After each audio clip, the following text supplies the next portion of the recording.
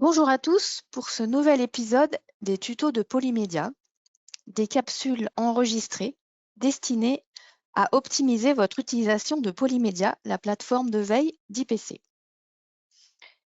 Cette vidéo a pour objectif de vous expliquer comment réaliser un graphique temporel en 6 étapes à partir de la page de data visualisation personnalisée. Les graphiques temporels permettent de voir l'évolution ou l'importance d'un sujet au fil du temps.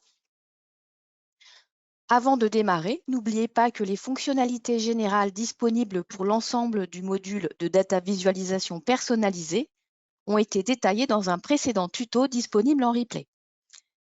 La réalisation d'un graphique n'étant possible qu'à partir d'une liste de résultats une requête, commençons donc par réaliser une recherche.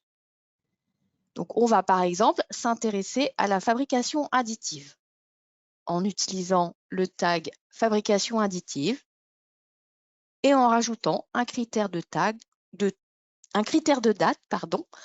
pour limiter le nombre de résultats. Donc, on va choisir le 1er janvier 2022, par exemple, et on va lancer la recherche. Nous obtenons une liste de résultats et pour pouvoir réaliser un graphique, on va tout d'abord aller à l'interface de data visualisation personnalisée. Donc, pour réaliser un graphique temporel à partir de notre liste de résultats, on va d'abord sélectionner la catégorie de graphique temporel. En deuxième étape, on va choisir le type de graphique souhaité. On va conserver ici tout d'abord le choix par défaut, soit le type ligne, quelques valeurs. En troisième étape, on choisit la périodicité de l'axe temporel souhaité. On a à notre disposition l'année, le mois, la semaine ou le jour. Pour notre exemple, on va choisir le mois. Ensuite, nous allons paramétrer le nombre de points, c'est-à-dire le nombre de valeurs que l'on souhaite représenter sur le graphique. On va aussi garder ici la valeur par défaut, c'est-à-dire 10 pour notre exemple. Ensuite, en cinquième étape, on choisit les données que l'on souhaite représenter. Par exemple, on peut vouloir voir l'importance dans le temps des principales familles de procédés de fabrication additive polymère. On va donc sélectionner les tags correspondants dans l'arbre des tags. Pour trouver les procédés qui nous intéressent, il faut d'abord aller dans la catégorie des tags procédés, puis procédés de transformation, puis procédés additifs, et enfin, on va pouvoir choisir les tags. Donc, on va choisir extrusion, dépôt de matière fondue. On va prendre également frittage de poudre,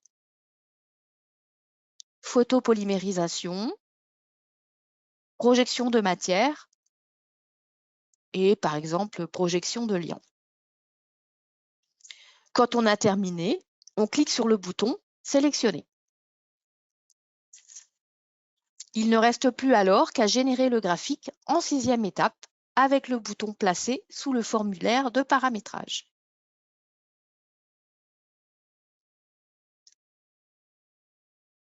Voilà donc le graphique. Il est possible d'afficher les données de deux autres façons en modifiant le choix du type de graphique. Donc, on avait vu qu'on avait pris ligne. On peut prendre par exemple le type multibar. Et de nouveau, on va régénérer le graphique. Voilà le type de graphique multibar. Et enfin, on avait également le type bulle que l'on peut sélectionner. On régénère le graphique pour observer les différents types de graphiques. Donc, on voit donc qu'on a trois types de représentations possibles pour ce graphique. Pour notre exemple, c'est le type multibar qui apparaît comme le plus intéressant à exploiter. Donc, on va le reprendre. À chaque fois, il faut régénérer le graphique. Et ensuite, ce qu'il convient de noter, c'est qu'on peut souhaiter conserver ce graphique pour l'exploiter. On peut l'enregistrer, l'exporter ou le partager en utilisant les icônes placées en haut à droite du graphique. Vous savez tout maintenant sur les graphiques temporels dans la plateforme de veille Polymédia. N'oubliez pas de télécharger la fiche pratique en PDF qui accompagne cette vidéo et dont vous voyez une présentation à l'écran. Merci beaucoup pour votre écoute et à bientôt. Bonjour à tous pour ce nouvel épisode des tutos de Polymédia, des capsules enregistrées destinées à optimiser votre utilisation de Polymédia, la plateforme de veille d'IPC. Cette vidéo a pour objectif de vous expliquer comment réaliser une représentation géographique des résultats d'une recherche en 5 étapes, à partir de la page Data Visualisation personnalisée de la plateforme. Avant de démarrer, n'oubliez pas que les fonctionnalités générales disponibles pour l'ensemble du module de Data Visualisation personnalisée ont été détaillées dans un précédent tuto disponible en replay. La réalisation d'un graphique n'étant possible qu'à partir d'une liste de résultats une requête, commençons donc par réaliser une recherche. Donc, on va s'intéresser, par exemple, à la fabrication additive.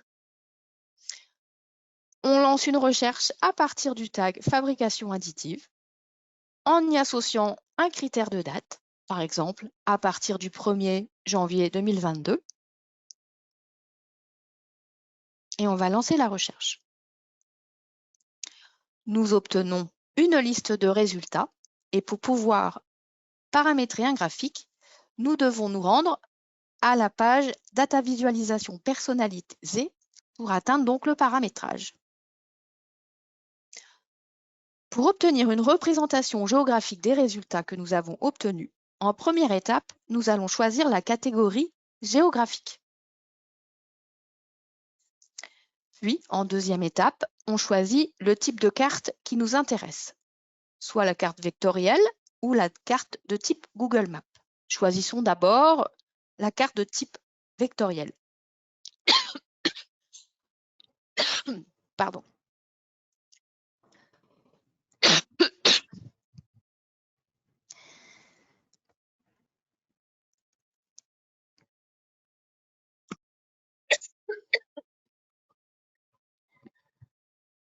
En troisième étape, dans la rubrique Paramétrage géographique, on sélectionne Géographie dans la liste des catégories.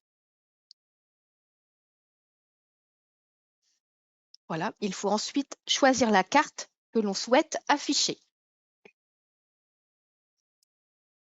On va pouvoir prendre par exemple l'Europe.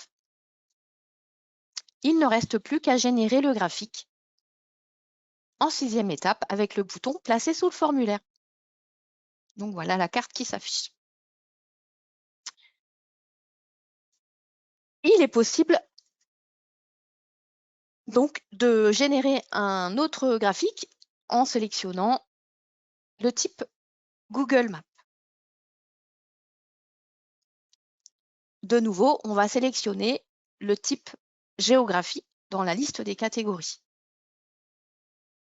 Et on va pouvoir régénérer le graphique.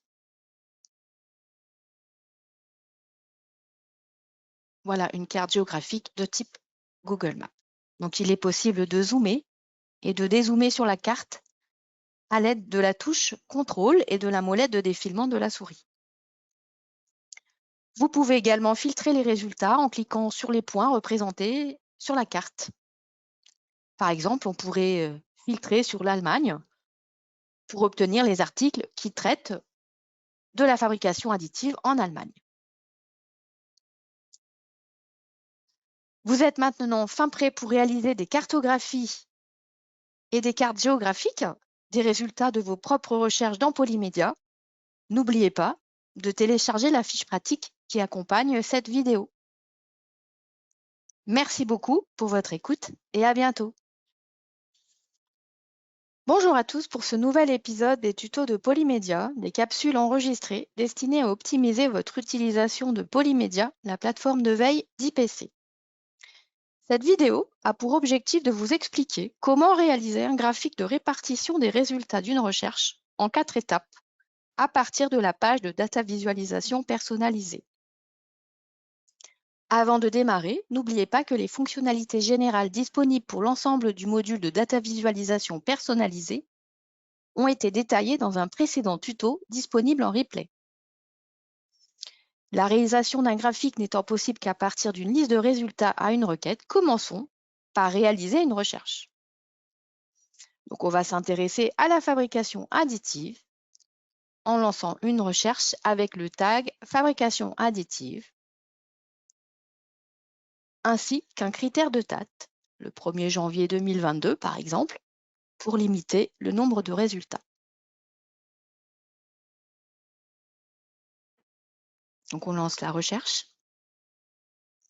Et quand on arrive sur la page de résultats à notre recherche, on va pouvoir accéder au module de data visualisation personnalisée pour paramétrer les graphiques.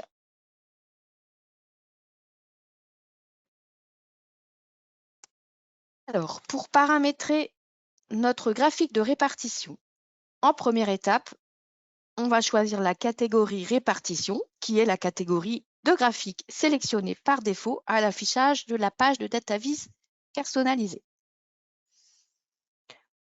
En deuxième étape, on va choisir le type de graphique que l'on souhaite. On a 5 propositions.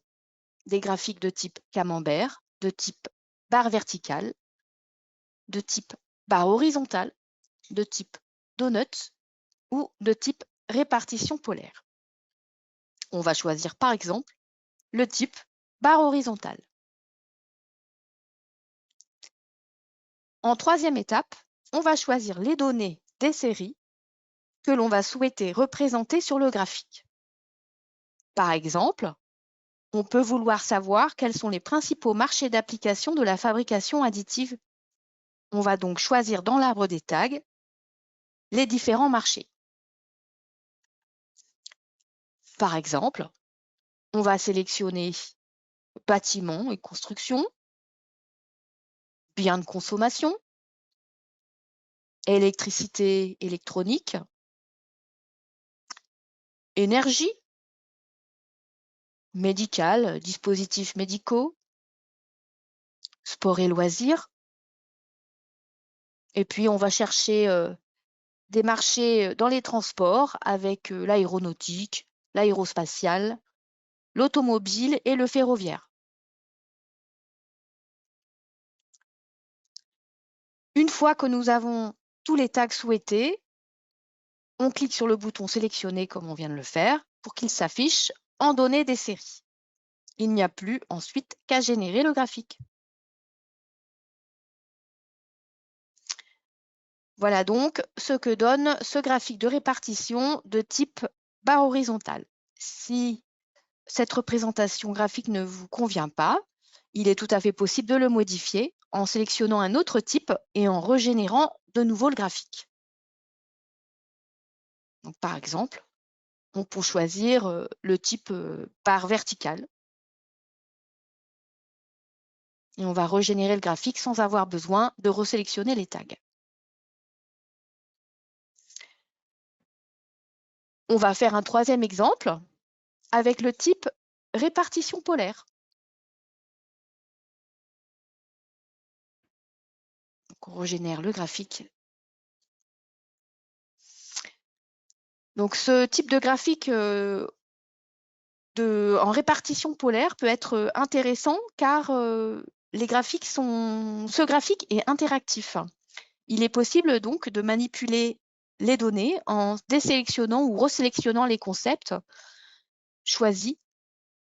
Par exemple, donc, les tags que l'on a cités sur les différents marchés. À vous de jouer maintenant avec les fonctionnalités de data visualisation de Polymédia pour paramétrer vos propres graphiques de répartition. N'oubliez pas de télécharger, comme habituellement, la fiche pratique qui accompagne cette vidéo. Merci beaucoup pour votre écoute et à bientôt.